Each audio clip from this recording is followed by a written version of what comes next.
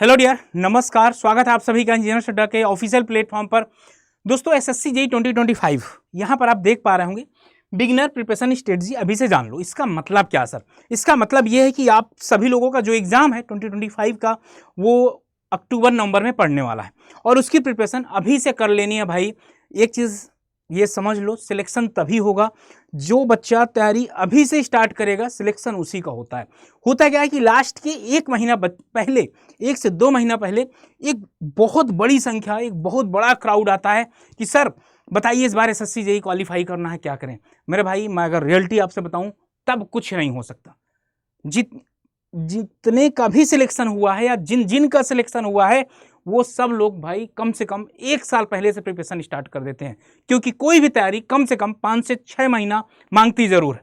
उसमें ड्यूरेशन चाहिए होता है क्योंकि उसके अपने अपने स्टेप होते हैं। सर क्या क्या करना है, चलो स्टार्ट करते हैं। सेशन स्टार्ट करने के पहले बता दूं कि यहां पर यह सेशन आप सब लोगों के लिए बहुत ज्यादा खास होगा जो एसएससी जेईई 2025 को क्लियर करना चाहते हैं।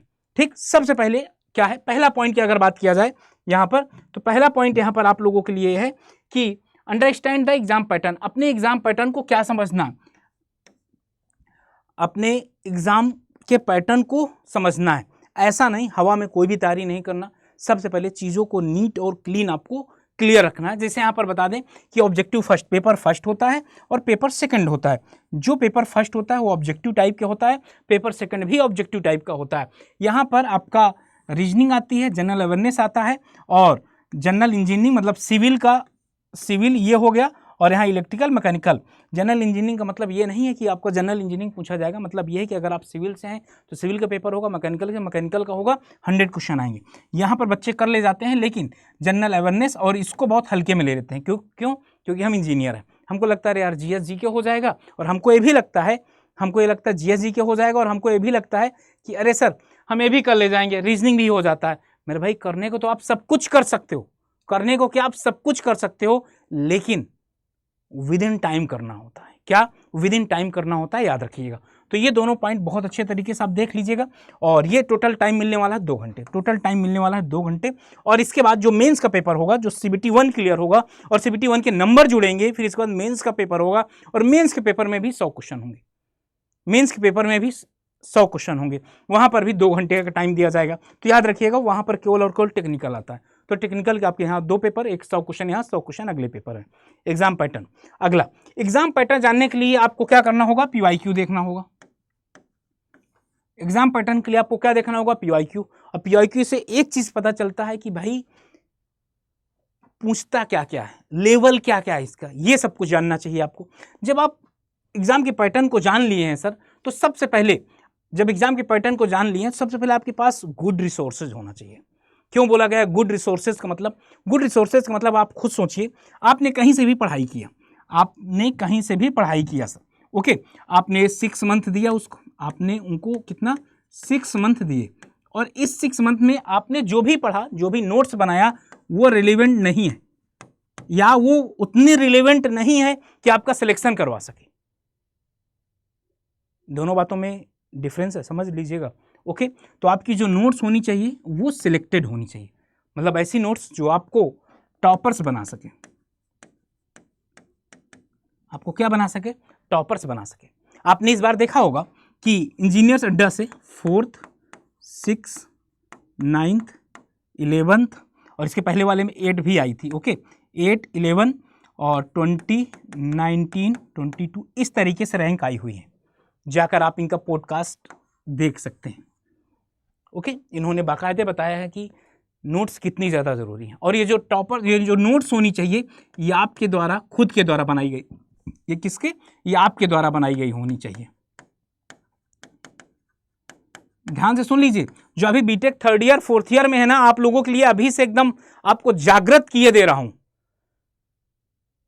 अगर आपके पास नोट्स अच्छी होंगी, जब आप नोट्स अच्छे लेवल तक पढ़ेंगे, क्योंकि कहीं ना कहीं सिलेक्शन का मेन सोर्स ये, क्योंकि अगर आप जानते हैं ना कि अगर बीज में ही गलती हो गई तो आगे जो पौधा होगा वो डिफेक्टिव होगा, और अगर आपके कॉन्सेप्ट में ही प्रॉब्लम हो गई तो आप पीवाईक्यू, एमसीक्यू, टेस्ट सीरीज सब गलत कर दोगे यार, सब कुछ गलत हो जाएगा। तो आपके पास गुड सोर्स हो, कहीं से भी आप कर लो, ऐसा नहीं है, कहीं से भी, जहां आपको अच्छा लग रहा हो, जहां आपकी आत्मा कह रही हो कि यहां से हो सकता है, वहां आप कर सकते हैं।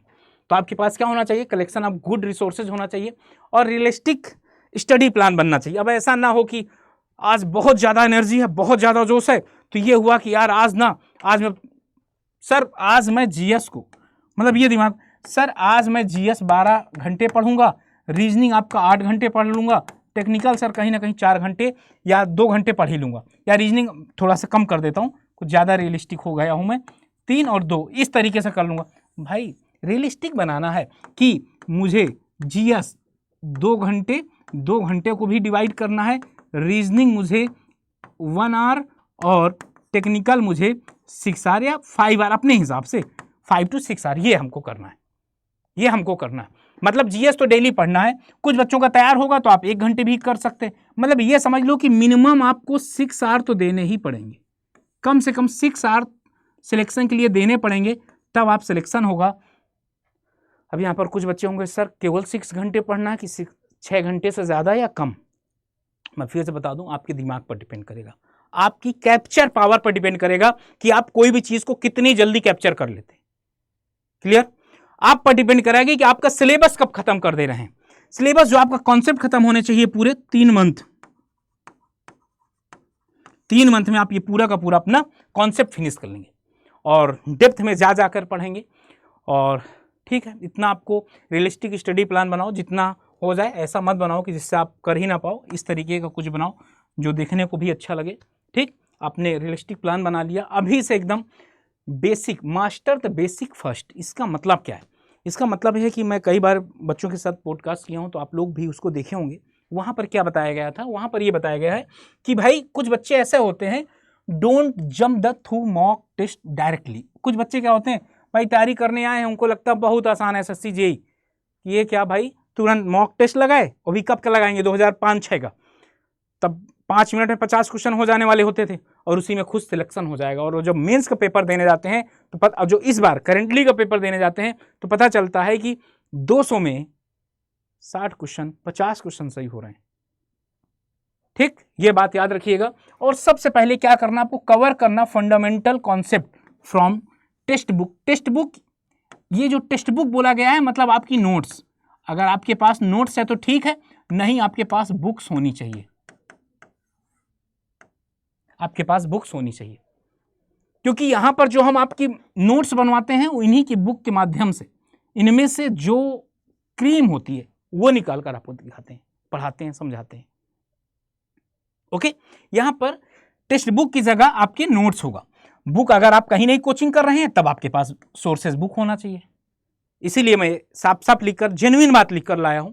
आगे तीसरा नंबर क्या है, सबसे पहले फोकस आपको करना है किसमें, एक्यूरेसी पे। कुछ बच्चे हैं कि जैसा हमने टेस्ट सीरीज कर रहे थे, सर मेरे नंबर कम आ रहे तो 2 घंटे में पहले मुझे किस पे फोकस करना, एक्यूरेसी पे। जब एक्यूरेसी पर फोकस हो जाएगा तो अगली बार ऑटोमेटिक स्पीड पर भी फोकस हो जाएगा, और जब स्पीड पर फोकस हो जाएगा तो ऑटोमेटिकली क्या हो जाएगा, आपके पेपर में आपको इंप्रूवमेंट देखने को मिलेगी। क्या इंप्रूवमेंट देखने को मिलेगी सर?